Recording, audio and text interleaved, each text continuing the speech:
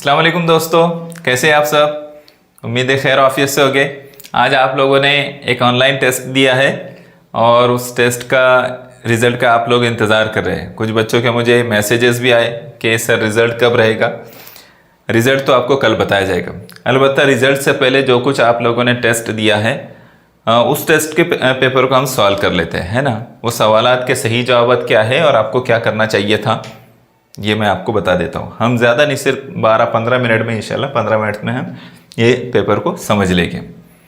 देखिए, आपको एक दिक्कत जो आपको आ रही थी आप में से कुछ लोगों को, वो ये कि उनका साइन इन नहीं हो रहा था। यहाँ क्लिक करना था तो वो साइन इन हो जाता है, अगर नहीं हुआ तो फिर वेरिफिकेशन करना पड़ता है। आपकी ईमेल आईडी डालना पड़ती है, पासवर्ड डालना पड़ता है, पासवर्ड अगर याद नहीं है तो फॉरगॉट पासवर्ड करना पड़ता है, फिर उसकी फॉरगेट पासवर्ड करना पड़ता है और फिर वो आपके OTP वगैरह भेजकर प्रोसेस होता है। ठीक है, अभी यहाँ पर क्या करना है, एक बार आपने वेरिफिकेशन कर लिए तो फिर हर बारी का टेंशन नहीं रहेगा आपको।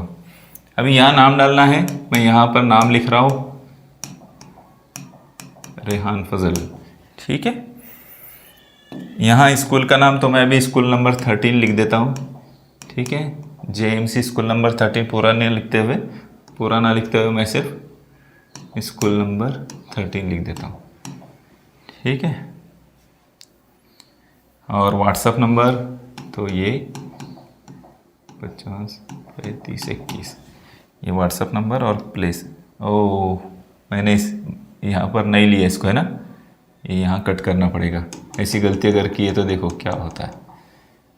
ठीक है, ये यहाँ मुझे व्हाट्सएप नंबर डालना था 8087503521, फिर प्लेस जलगांव। ओके, आगे बढ़ेंगे। नेक्स्ट करना रहेगा यहाँ पर। नेक्स्ट के अब सवालात हमको आना शुरू हो गए। ठीक है, अब यहाँ पर देखिए, यहाँ से सवालात शुरू हुए। सवालात हमने जो है इस फॉन्ट में लिया था कि आप में से हर किसी को आसानी से पढ़ा जा सके, है ना, कोई दिक्कत ना आए आपको पढ़ने में। पहला सवाल क्या है, लफ्ज़ में किसी हर्फ को दोबारा कहने के लिए डैश डैश का इस्तेमाल किया जाता है। उससे पहले एक बात आपको कि ये 25 सवालात और 50 मार्क का क्वेश्चन पेपर है। ठीक है, हर सवाल को 2 मार्क है और स्कॉलरशिप में भी ऐसा ही होता है, एक सवाल के 2 मार्क। ठीक है, जो हमने 4 टॉपिक पढ़े थे उर्दू के, उसी पर ये सबक है। वो हुरूफ तहज्जी और जो उसकी हुरूफ की अक़साम है वो हमने पढ़े थे, हुरूफ शमसी, हुरूफ कमरी, ईराब क्या है, और उसके अलावा चौथा चैप्टर हमने पढ़ा था कि जोड़ अल्फाज, मुरक्कब अल्फाज वगैरह। तो इन चारों अज़वाक पर टॉपिक पर ये सवालिया पर्चा था। लफ्ज़ में किसी हर्फ को दोबारा कहने के लिए डैश डैश का इस्तेमाल किया जाता है। तो क्या करते हैं, तशदीद का इस्तेमाल हम करते हैं, क्योंकि जब हमको आवाज़ डबल करनी रही तो क्या करते हैं, तलफ़ुज़, जैसे एक लफ्ज़ है तलफ़ुज़। ठीक है, तलफ़ुज़, तो हमको फ़े की आवाज़ डबल करना है तो तलफ़ुज़, तो हम 2 बार फ़े लिख रहे हैं क्या, हम ऐसा नहीं करते बल्कि हम तशदीद लगा देते हैं। ठीक है, तो ये क्या है, दूसरा ऑप्शन जो है सही है। लेकिन यहाँ पर सवाल ऑप्शन की तरतीब उल्टी आगे पीछे की हुई, ताकि आप सही से समझ सके। दूसरे को आपको क्लिक करना था, दूसरे नंबर पे आपको क्लिक करना। झेल में एराब के लिए मुनासिब मुतबादिल का इंतखाब कीजिए। ये बात आपको समझाई जा चुकी थी कि एराब किसे कहते हैं। तो लफ्ज़ का सही तलफ़ुज़ ज़ाहिर करने के लिए इस्तेमाल होने वाले अलामत को क्या कहते हैं, एराब कहते हैं। ज़ेर ज़बर पेश हम क्यों लगाते हैं, ताकि लफ्ज़ का सही तलफ़ुज़ जो है, ईराब, सॉरी एराब नहीं है, ईराब किस जो है क्यों लगाते हैं कि लफ्ज़ का सही तलफ़ुज़ जो है हमारे सामने आए। ये कितने नंबर का है, दूसरे नंबर का है। लफ्ज़ सादिक में कितने हुरूफ इल्लत है। हुरूफ इल्लत आप लोगों को बताए गए थे वीडियो में, अगर नहीं देखे तो आपने देखना है। अलिफ, वाव, ये है ना, ये कब हुरूफ इल्लत होते हैं ये भी बताया गया था आपको। तो इसमें कितने हैं, 1 अलिफ। ठीक है, तो पहला ऑप्शन हमारा सही है। ठीक है, पहला ऑप्शन हमारा सही है, 1।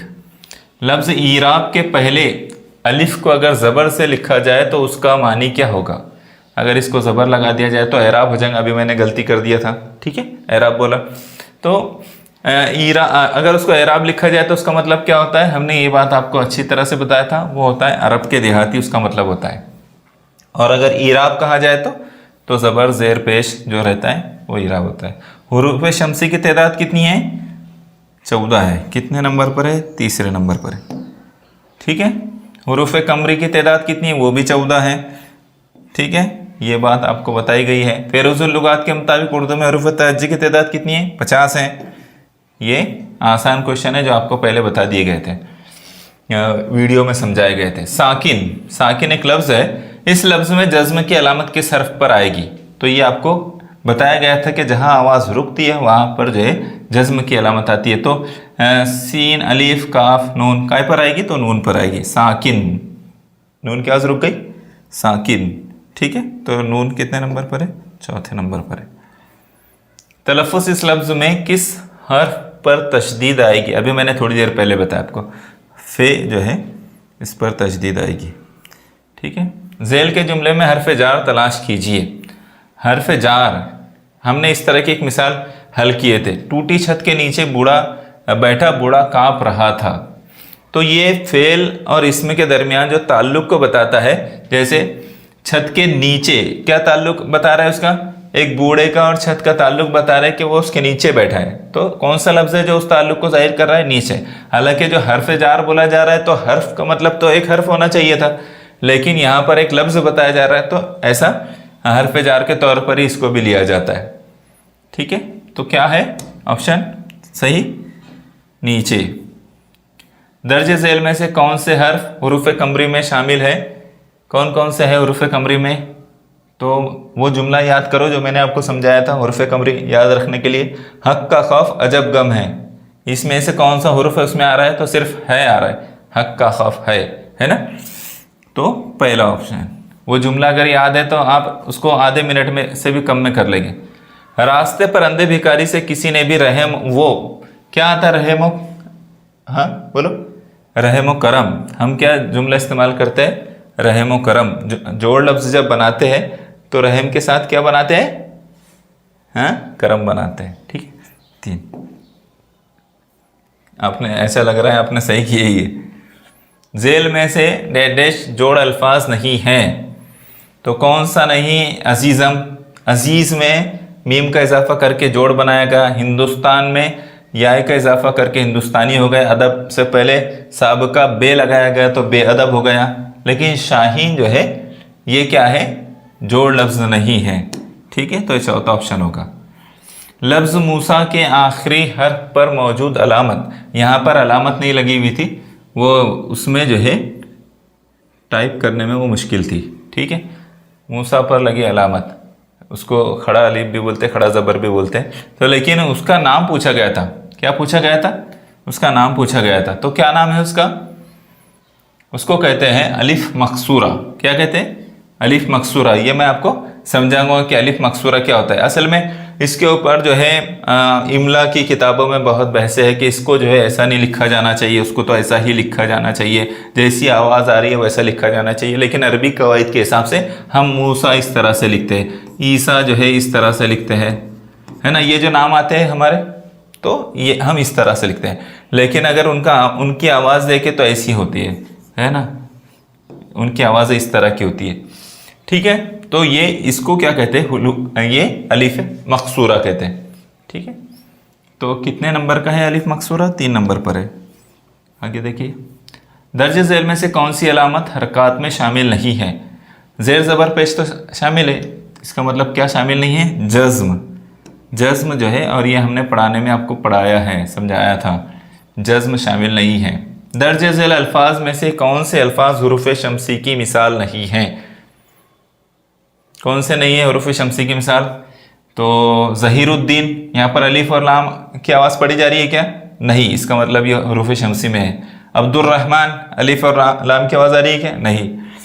दारुशिफा, अलीफ लाम की आवाज़ आ रही है क्या? नहीं, इसका मतलब ये तीनों भी जो है हुरूफ शमसी है।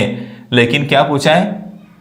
ऐसा लफ्ज़ पूछा है जो हुरूफ शमसी में शामिल नहीं है। अब्दुल हक, अलीफ की आवाज़ नहीं लेकिन लाम की आ गई, तो इसका मतलब ये है कि ये कमरी हुरूफ में है, चौथा ऑप्शन। ठीक है, हर्फ अतफ को डैश डैश भी कहते हैं। मैंने आपको बताया था कि उसको कहते हैं काफ बयानिया। क्या कहते हैं? हर्फ अतफ को, अतफ को, अतफ, हर्फ अतफ, उसको क्या कहते हैं? काफ बयानिया। जो अल्फाज ज़ुबान पर राइज हो जाए ना, ज़रा मुश्किल से निकलते हैं वो। दर्ज झेल में सही जोड़ लफ्ज़ बनाने के लिए मुतबादिल का इंतखाब कीजिए। इसका जो है सही जोड़ लफ्ज़ बनाना है तो क्या करेंगे, चारों में से कौन सा आएगा बोलो। हाँ, काला कलोटा है। कलोटा का मतलब क्या होता है, उसका मतलब भी काला ही होता है ना। तो काला कलोटा ये सही है। कवाइद लफ्ज़ किस ज़ुबान से माखूज़ है, ये तो बहुत आसान था आप लोगों के लिए, ये आपको बताया जा चुका था। चौथे नंबर का अरबी है ना, अरबी ज़ुबान से माखूज़ है। दर्ज झेल में से कौन सा लफ्ज़ मुरक्कब लफ्ज़ नहीं है, तो कौन सा है, बंगाली चाकर रियाजीदा, बंगाली भी है उसमें यह लगा, बंगाल में ज़मींदार भी है, रियाजीदा भी, तो क्या है दूसरा चाकर। ठीक है। दर्ज झेल में से हुरूफ सही पहचानिए, कौन सा हुरूफ सही है, तो वाव या अलिफ तीनों जो है हुरूफ इल्लत है, जीम जो है हुरूफ इल्लत नहीं है, तो इसका मतलब क्या है, हुरूफ सही है। यहाँ पर शायद आखिरी सवाल है हमारा, हम ख़त्म कर रहे हैं। दर्ज झेल जुमले में कितनी मरतबा हुरूफ इल्लत आया है, अब इसमें पहचानना था तुम कितनी मरतबा आया। अफ़ान तो या एक अलिफ, 2 3 4 5 6 7 और हमने कोई छोड़े क्या, देखो 1 2 3 4 5 6 7 8 है शायद, सही है रहा हूँ क्या मैं, 1 2 3 4 5 6 7 8। हाँ, आप बोलेंगे कि ये अलिफ क्यों नहीं आया, ठीक है, ये अलिफ क्यों नहीं आया, तो ये अलिफ जो है ये जब अल्फाज के शुरू में आ जाए तो वो हुरूफ इल्लत में शामिल नहीं रहता, इसलिए ये कंफ्यूज करने के लिए इस तरह का लफ्ज़ डाला गया। और सही जवाब क्या था, 8 है। क्या है, 8 है। कितने नंबर पर है, 8, 2 नंबर पर। ठीक है। झेल में से अलामत इल्लत पहचानिए, अलामत इल्लत किसको कहते हैं, ज़ेर ज़बर पेश को कहते हैं। ठीक है, चौथे नंबर का। और ये दर्ज झेल में से हुरूफ इल्लत पहचानिए, हुरूफ इल्लत अलीफ है। ठीक है, तो कितने नंबर का है, 4। अजान हो रही, रोक लो उसको थोड़ा सा स्टॉप। हाँ, अभी हम ये सवाल देख रहे हैं दर्ज झेल में से हुरूफ इल्लत पहचानिए। तो अब क्या है, यहाँ पर हुरूफ इल्लत पहचानने के लिए कहा, पहले सवाल में हुरूफ सही पहचानने के लिए कहा था, तो हुरूफ इल्लत अलिफ और या हम जानते हैं, बहुत आसान सवाल है, तो कौन सा होगा, चौथे नंबर का, ये चौथा हुरूफ इल्लत है। ठीक है। ये आखिरी सवाल है, साकिन हुरूफ पर डैश की अलामत लगाते हैं, किसकी अलामत लगाते हैं, ज़बर ज़ेर पेश, क्या लगाते हैं, जाहिर सी बात है जज्म लगाते हैं ना, इसलिए तो साकिन हो जाता है, और जज्म को ही साकिन भी बोलते हैं, तो क्या आएगा, जज्म। ठीक है, ये सवालात हमारे कंप्लीट हो गए। अब अगर आपने पूरे सवालात बराबर से किया है, कोई छोड़ा नहीं है, तो ये सबमिट होगा, और अगर नहीं किया है तो सबमिट नहीं होगा। ये मैंने सबमिट किया, और सबमिट होने के बाद इस तरह से आएगा। आप लोगों में से कुछ लोगों ने जो है मुझे स्क्रीनशॉट भेजा था कि हमारा इस तरह बता रहा है, तो ऐसा ही आता है। ठीक है, तो आइंदा से आप लोग भी याद रखें कि जब भी आपका सबमिट होगा आपको बताएगा your response has been recorded, कि आपने जो कुछ जवाब दिया वो रिकॉर्ड कर ली गई। ठीक है, वो महफूज है। तो ये इस सवालिया पर्चा था, लेकिन सवालिया पर्चा हमने इस मरतबा बहुत आसान और थोड़ा सा दरमियानी नोयत का निकाला, इसमें मुश्किल कुछ भी नहीं था। नेक्स्ट टाइम से जो अगले हफ्ते से जो सवालिया पर्चा होंगे, हम उसमें कुछ सवालात कोशिश करेंगे कि थोड़े हार्ड भी लें, है ना, ताकि आपको फिर स्कॉलरशिप की सही प्रैक्टिस हो सके। तो आप तैयारी करेंगे, और तैयारी करके जो है पूरा पर्चा देंगे। अगर आप लोगों में से अभी भी कुछ लोग ऐसे हैं जिन्होंने उसकी तैयारी नहीं की है, तो आप तैयारी कीजिए, हमें मैसेज कीजिए, हम आपको बताएंगे कि आपने के कौन से टॉपिक पर आपको तैयारी करना है और कहाँ से करनी है। ठीक है, तो उम्मीद करता हूँ अगली मर्तबा में आप ज़्यादा से ज़्यादा लोग इसको जो है टेस्ट में पार्टिसिपेट करेंगे। जिन लोगों ने अगर नहीं भी जो है वो वीडियोस की स्टडी किए थे, उन्होंने भी दे देना चाहिए था टेस्ट, ताकि उनको प्रैक्टिस हो जाती, नेक्स्ट टाइम से वो जो है फिर स्टडी करके जो है अच्छा टेस्ट दे सकते थे। ठीक है, जज़ाकल्लाह।